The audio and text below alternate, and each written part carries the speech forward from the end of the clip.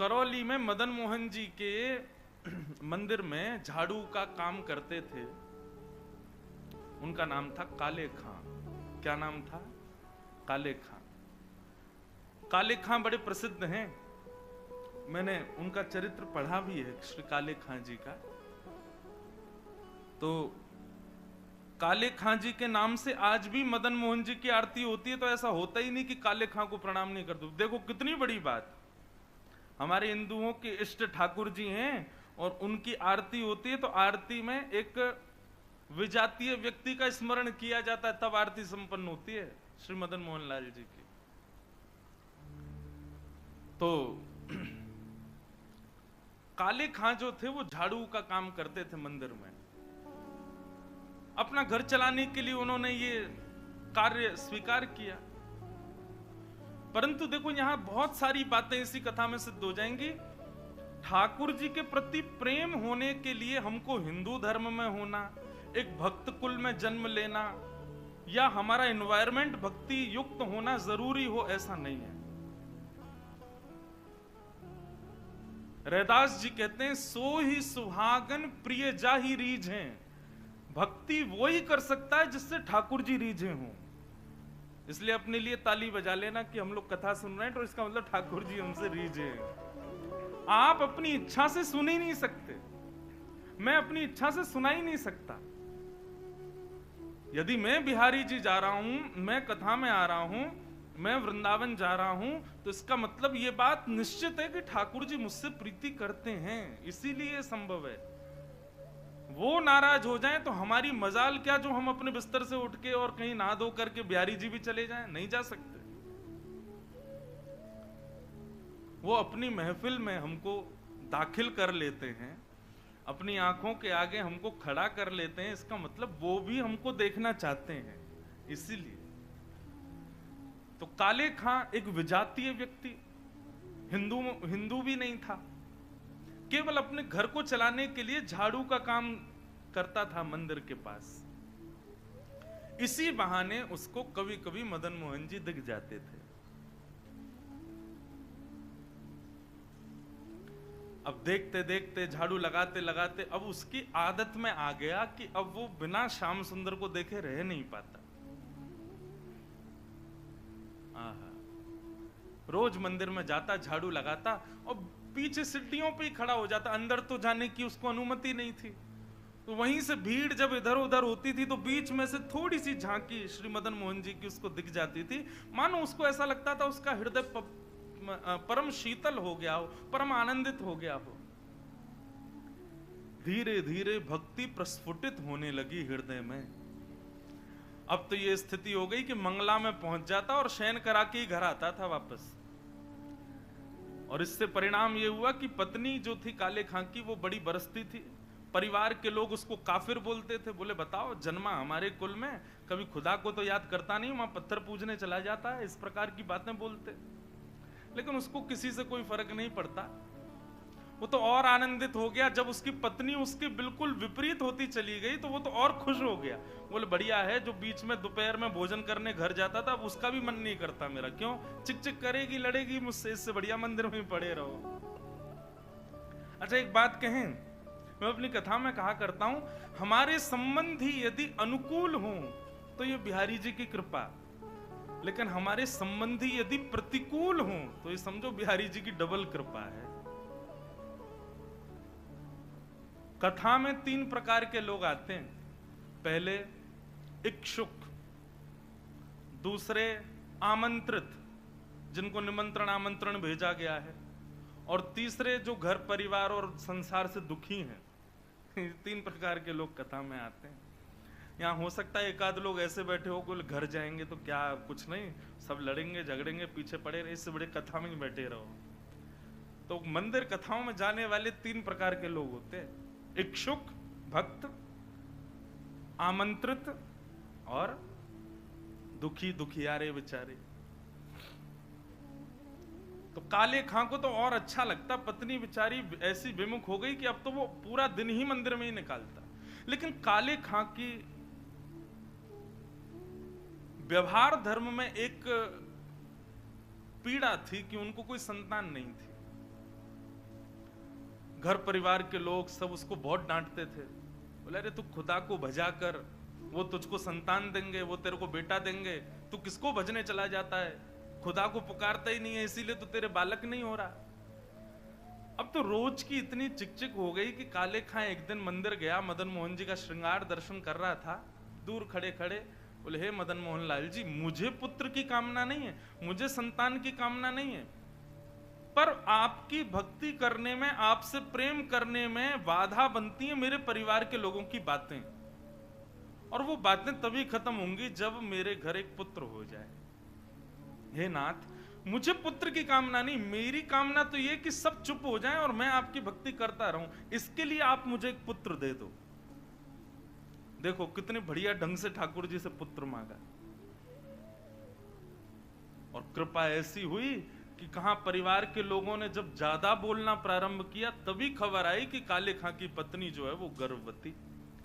पहले तो आधे लोगों के मुंह बंद हो गए, काले खां भी सबको बोल देते, बोले तुम लोग कहते हो खुदा को भजो तभी बालक होगा, दो मेरे मदन मोहन लाल जी ने भेज दी संतान, अब देखना होगी।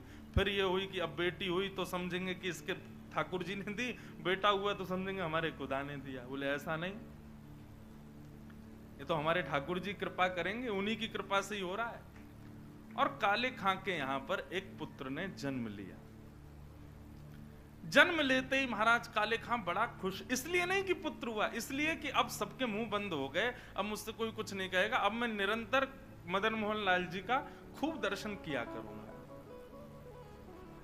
लेकिन हमारे ठाकुर जी सीधी सीधी जीवन जिए कोई, इससे ठाकुर जी को आनंद नहीं आता। हमें बिहारी जी बड़े चतुर हैं, खुद टेढ़े हैं तो इसलिए भक्तों का भी जीवन टेढ़ा मेढ़ा ही कर देते हैं। ये बात आप सबने अनुभव की होगी। जीवन में अगर 10-15 दिन बड़े खुशी खुशी निकल जाएं तो चिंता और बन जाती है, अब पता नहीं क्या होने वाला है, 10 दिन से कुछ हुआ नहीं है मेरे साथ, निश्चित कुछ तो होगा। अब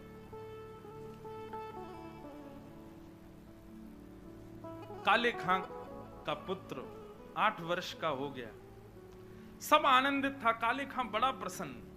अब तो जन्माष्टमी भी मनाता है, राधाष्टमी भी मनाता है, रामनवमी भी मनाता है, घर वालों को नहीं बताता, बस मंदिर में जाके सब उत्सव होते हैं उसमें आनंद करता है।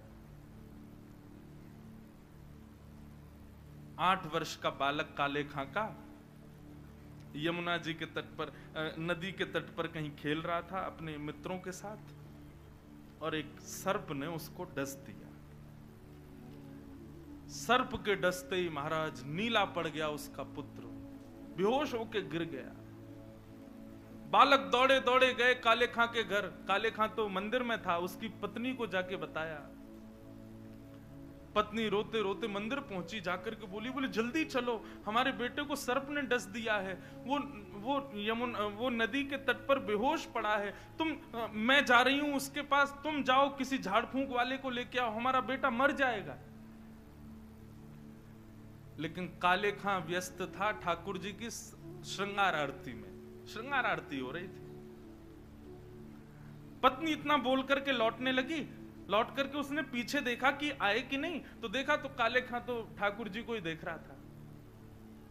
पत्नी जाकर के बरसने लगी, बोले तुमको अभी भी यही दिख रहे हैं? अरे हमारा बेटा मरने वाला है, देरी करोगे, कोई झाड़ फूंक वाला नहीं पहुंचा तो उसकी मृत्यु हो जाएगी। लेकिन काले खां तो अभी भी मदन मोहन जी को ही देख रहे थे। पत्नी ने कहा यदि मेरे पुत्र को कुछ हो गया ना तो फिर देखना मैं क्या करती हूं, तुम्हें और तुम्हारे इस मदन मोहन को दोनों को देखूंगी मैं।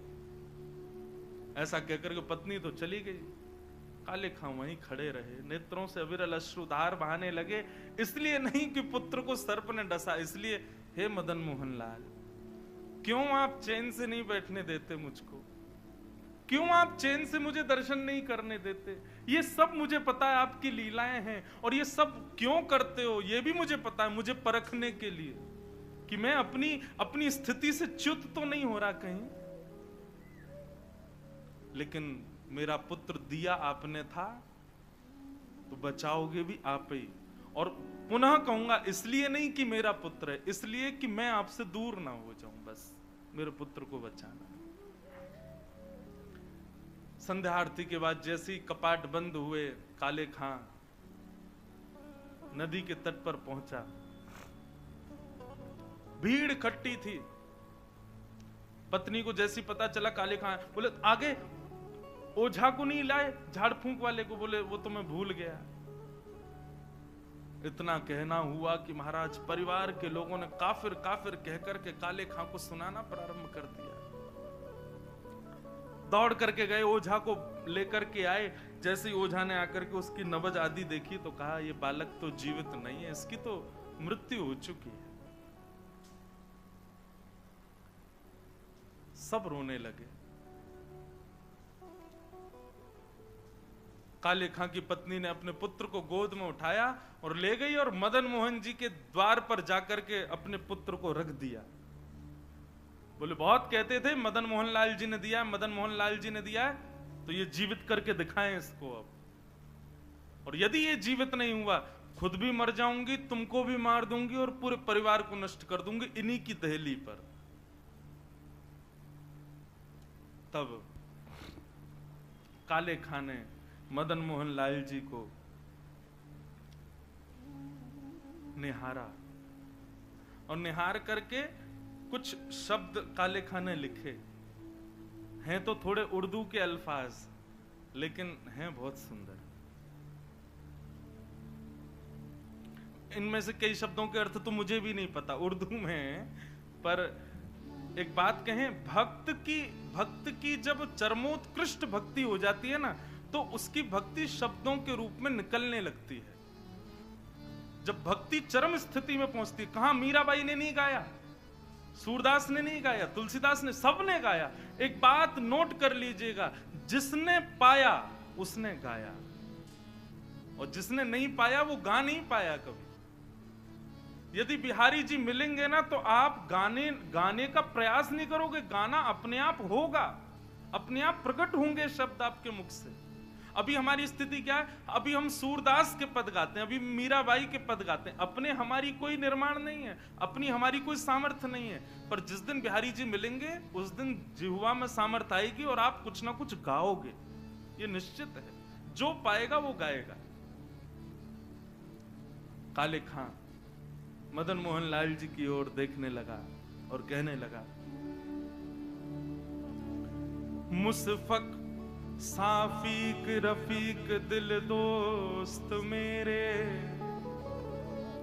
मेरे नजदीकी हकीकी ख्याल कीजिए। मेहरबान कदरदान आला तू जहान बीच, मुझसे गरीबों का गुनाह माफ कीजिए। काले बेकरार खड़ा तेरे दरबार पे, नंद के कुमार जरा गौर अब कीजिए। हिंदुओं के नाथ तो हमारा कुछ दावा नहीं, जगत के हो नाथ तो हमारी सुध लीजिए। हे मदन मोहन लाल, एक द्वार पर खड़ा है तुम्हारे, यदि तुम हिंदुओं के नाथ हो तो हम वापस चले जाएंगे, कोई कृपा मत करना। पर मैंने सुना है लोग आपको जगन्नाथ बुलाते हैं। जगत के हो नाथ, जगत के हो नाथ तो हमारी सुध लीजिए। बस ये बात कहनी हुई, नेत्रों से अविरल अश्रुधार बहने लगे काले खां के, और देखते ही देखते जैसे ही अश्रुधार का एक बिंदु नीचे पड़े हुए काला पड़ गया था पुत्र विष के कारण, जैसे एक बिंदु जाकर के उस पुत्र के मुखमंडल पर पड़ी, पड़ते ही उसका जो काला वर्ण हो चुका था वो श्वेत होने लगा, और धीरे धीरे पुत्र ने आंख खोलनी प्रारंभ करी। उठ करके बैठ गया, देखने लगा, जल पी करके बोला, अब्बा अम्मी, जो उसके माता पिता थे उनको उन्हीं शब्द में पुकारा। बोले कि वो कहाँ गया? बोले कौन? अरे अभी जो यहाँ खड़ा था, मेरे समान छोटा सा बालक था, मेरे जैसा ही सांवला उसका वर्ण था, मोर मुकुट पहनी थी, बहुत सुंदर उसकी मुस्कान, उसके ऐसे सुंदर नेत्र थे, वो मेरा सखा है, वो मेरे गले में गलवैयां डाल करके खड़ा था, कहाँ गया वो? और और ये भाव देखते ही वहां खड़े जितने लोग थे सबने मदन मोहन लाल जी को दंडवत प्रणाम किया। सब समझ गए, बोले किसने की है कृपा हमको पता है। तब से लेके आज तक श्री मदन मोहन लाल जी की आरती होती है तो आरती होते ही वहां का एक आरती पूर्ण होते ही एक पंक्ति गाई जाती है। कारे के बेटा को जब कारे ने खाया, कारे के बेटा को जब काले ने खाया, कारे की कविता सुन बेटा जिवायो है। काले खां के बेटा को जब काले नाग ने खाया तब काले खां की कविता सुन करके उसके बेटा को जिवाने वाले बोल मदन मोहन लाल की जय। ऐसे श्री मदन मोहन लाल जी, ऐसे हमारे श्री वृंदावन बिहारी लाल, भरतपुर बिहारी लाल। तो ये कथा क्यों सुनाइए? हमारे यहां प्रायोरिटी पहले बाकी के सारे कामों को और फिर उसके बाद ठाकुर जी को नहीं। यदि भक्त हैं, यदि वैष्णव हैं, यदि आप सांसारी हो तो निश्चित है बिहारी जी को चौथे पांचवें नंबर पे ही रखो। लेकिन यदि अपने आप को भक्त कहते हो, दुनिया से कहते हो कि हम वैष्णव हैं, तो ठाकुर जी को प्रथम स्थान दो। उसके बाद में संसार की कोई स्थिति होनी चाहिए। यह भक्ति का स्वरूप। पहले बिहारी जी से संबंधी वस्तु, पहले बिहारी जी की कथा, पहले बिहारी जी के संबंध की कोई भी क्रिया, उसके बाद कोई और क्रिया। और एक बात और कह दें सावधानी के रूप में, टर्म्स एंड कंडीशंस पहले ही बता दे रहे हैं। आप जिस दिन इस चीज को अपने जीवन में लागू करोगे कि पहले बिहारी जी, उस दिन से परीक्षाएं 4 गुनी बढ़ जाएंगी आपकी। क्योंकि ठाकुर जी फिर चेक करेंगे, अच्छा प्रायोरिटी हमें पहले, ले बेटा अब बता। बस उससे घबराना नहीं। कैसी भी परिस्थिति जीवन में आए, कैसी भी स्थिति, कितने भी भयानक झोंके जीवन में आ जाएं, अपने भक्ति की नींव को आप मजबूत रखना। बस विश्वास बिहारी जी के प्रति प्रबल है तो काले खां का पुत्र मरकर के पुनः जीवित हो सकता है। मीराबाई विष का प्याला पीकर के भी मृत्यु को प्राप्त नहीं कर सकती। गोस्वामी तुलसीदास का पूरा परिवार बिखरने के बाद भी वे मानस की रचना कर सकते हैं। गोस्वामी तुलसीदास जी का कभी चरित्र पढ़िएगा, कितने शत्रु थे उनके, कितनों ने मारने का प्रयास किया, लेकिन गोस्वामी जी का कोई बाल बांका नहीं कर पाया। बस ठाकुर जी विश्वास के लिए परीक्षाएं जरूर लेंगे, चेक करेंगे, देखें तो सही हम प्रथम प्रायोरिटी हैं कि नहीं, हम प्रथम स्थान पर हैं कि नहीं। इसलिए हमारा हाथ जोड़ के निवेदन, जो अपने आप को भक्त कहते हैं, पहले ठाकुर जी को प्रथम स्थान दीजिए, उसके बाद किसी और को। और इसी भाव को हृदय में धारण करके कथा सुनिए, सत्संग सुनिए, मंदिर जाइए कि प्रथम तो ठाकुर जी हैं, उसके बाद में कोई और।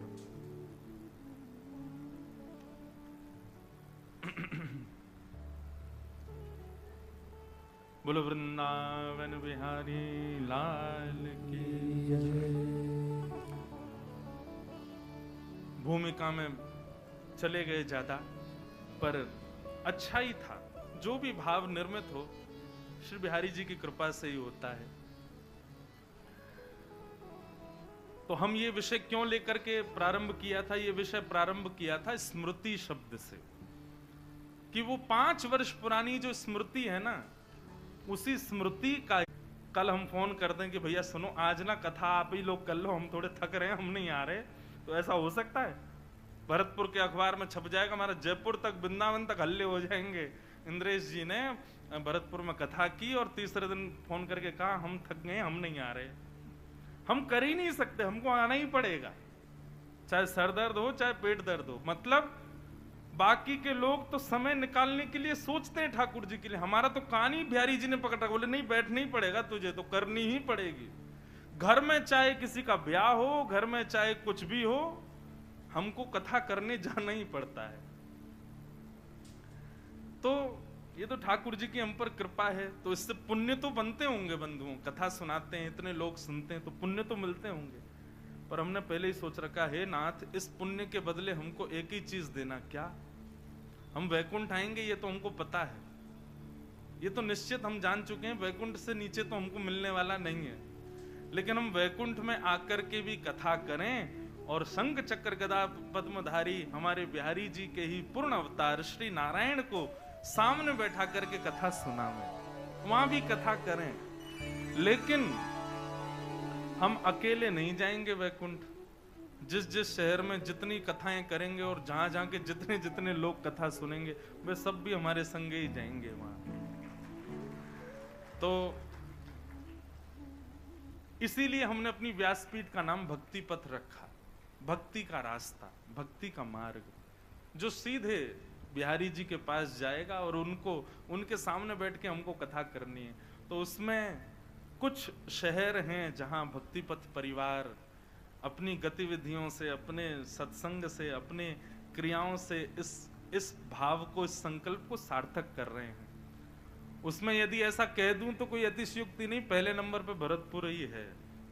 तो निश्चित है भरतपुर के आप सब लोग हमारे साथ वैकुंठ की यात्रा में, आप सबकी टिकट कट चुकी है, नहीं मन होगा तो भी चलना पड़ेगा, सब चलोगे हमारे साथ। और वहां 7 दिन के लिए जाएंगे बस हम लोग। 7 दिन कथा सुनाएंगे ठाकुर जी को, और ठाकुर जी कहेंगे वाह भैया बड़ी बढ़िया कथा सुनाई, अब दक्षिणा मांगो। तब दक्षिणा मांगेंगे, एहो विधिना तो पे अचरा पसार मांगू, जन्म जन्म दीजो या ही ब्रज बसिवो। अब हमको दोबारा ब्रज में ही भेज दो आप। तो 7 दिन रहेंगे वैकुंठ में, फिर दोबारा आ जाएंगे वृंदावन में, फिर से यहाँ पर खूब कथाएं आदि करके फिर जाएंगे, फिर आ जाएंगे। तो यही संकल्प है, इसीलिए इसका नाम भक्ति पथ है।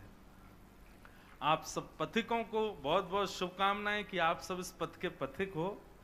खूब आनंद से हम लोग ठाकुर जी की प्राप्ति करेंगे। निश्चित है मिलेंगे ही मिलेंगे बिहारी जी, इससे नीचे काम बनने वाला हमारा है नहीं। बिहारी जी सत्य स्वरूप हैं, आप सब अनुभव करोगे। आप संसार में किसी से कितना भी प्रेम कर लो, लेकिन फिर भी अपने कुछ ना कुछ बातों को मन में छुपाओगे, उससे भी नहीं बोल सकते। लेकिन बिहारी जी ऐसे, उनके सामने जाते छुपाना नहीं पड़ता, सब अपने आप प्रकट हो जाता है। जो हम किसी को नहीं बता पा रहे, बिहारी जी के सामने जाते ही वो अपने आप प्रकट हो जाता है। चाहे वो हमारी दुख के हों, चाहे वो हमारे सुख के हों, चाहे वो हमारे द्वारा किए गए पाप हों, चाहे वो हमारी पीड़ाएं हों, बिहारी जी के सन्मुख आते ही सब अपने आप प्रकट हो जाती हैं। इसलिए वो सत्य है।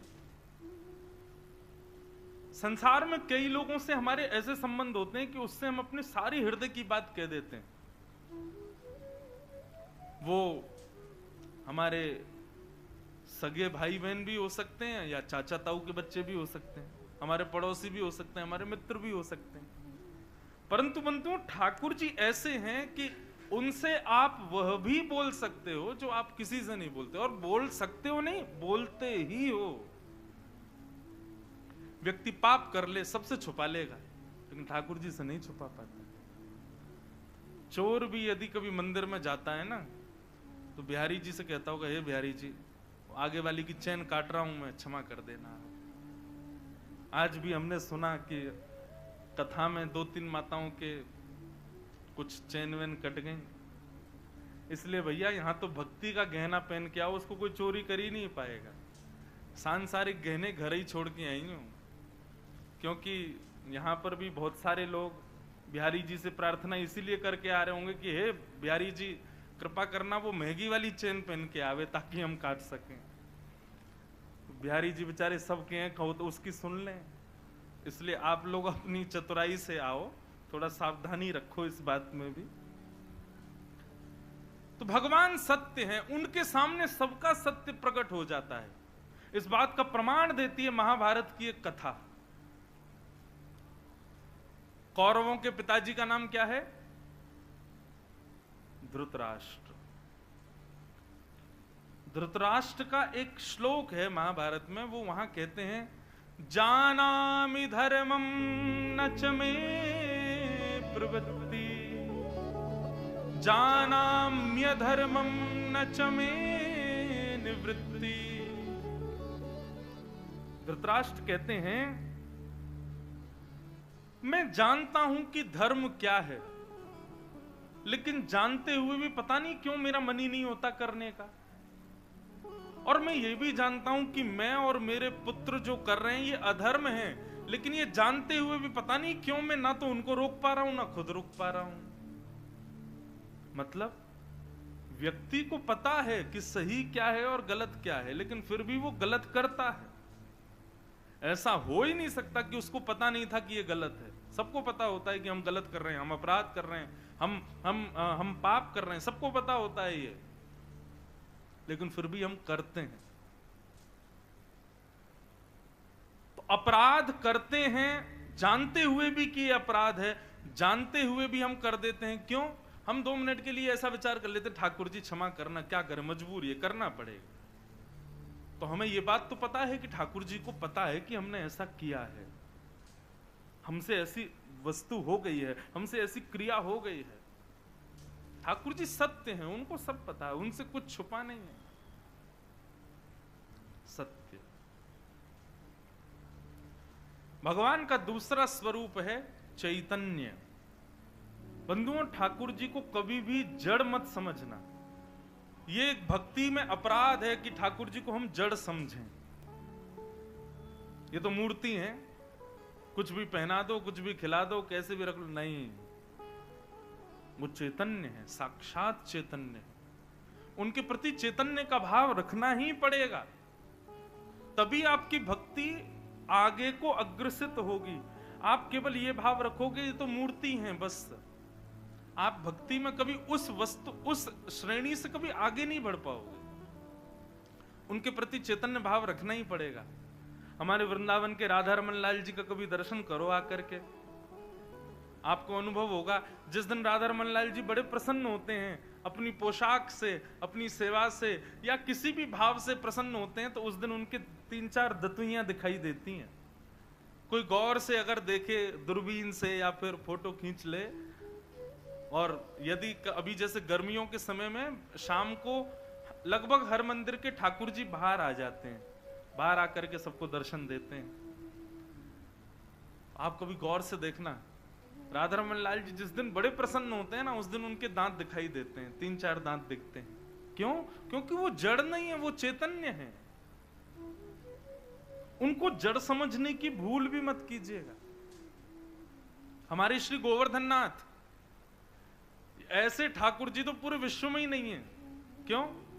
सारे मंदिरों में अपरस का भाव है, किसी को भी प्रवेश नहीं कर सकता कोई, लेकिन एकमात्र हमारे गोवर्धन नाथ जी ऐसे, यहाँ कोई भी चले जाओ, सबको अधिकार है, सब अंदर चले जाओ, सब गिरिराज जी को गले लगा लो। अच्छा देखो, एक बात और बताएं, ब्रजवासियों को अधिकार है कि जब श्री गोवर्धन जाएं तो किसी गोवर्धन शिला का भले ही अभिषेक ना करें, भले ही इत्र ना लगाएं, भले ही भोग ना लगाएं, लेकिन गले से जरूर लगा के आया करो, क्योंकि ये संबंध हमारा ठाकुर जी ने बनवाया था गिरिराज जी के साथ। और एक और बात बताएं, गिरिराज जी में जितनी भी शिलाएं, गिरिराज जी से जो अलग शिलाएं दिखाई देती हैं, जो गिरिराज जी पर लेटी हुई हैं, ये सब अनन्य ब्रजवासी ही शिला बनकर के गिरिराज जी को माने आलिंगन कर रहे हैं, अपने हृदय से लगा रहे हैं। तो हमारे गिरिराज जी को आलिंगन जरूर किया करो, श्री गोवर्धन नाथ जी को। तो भगवान चैतन्य है, वो जड़ नहीं है, जड़ कभी नहीं मानना उनको।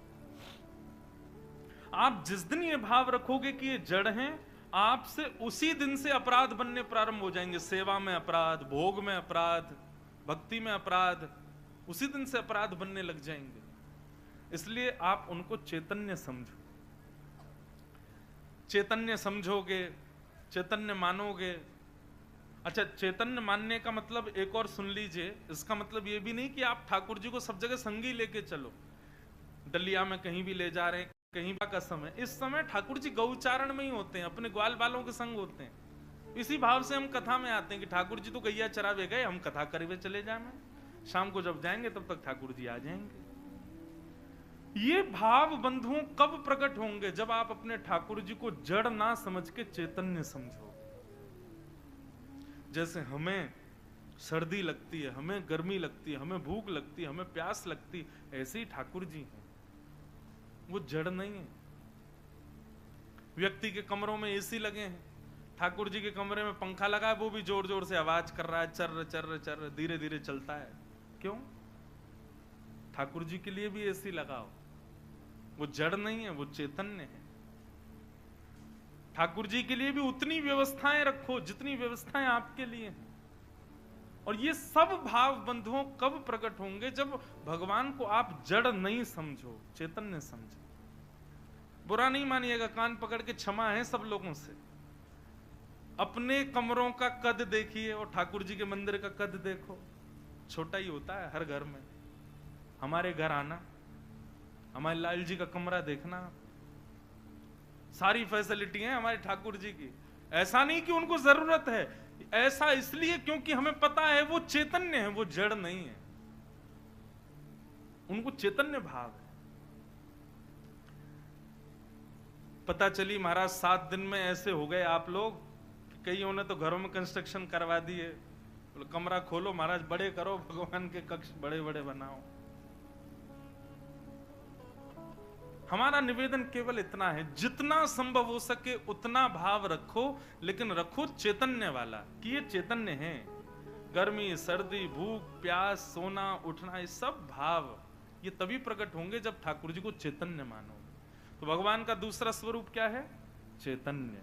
पहला सत, दूसरा चित्त यानी चैतन्य, और तीसरा आनंद। जब आप सत उस परमात्मा को चैतन्य मानने लग जाओगे तो भक्ति में आनंद आने लग जाएगा।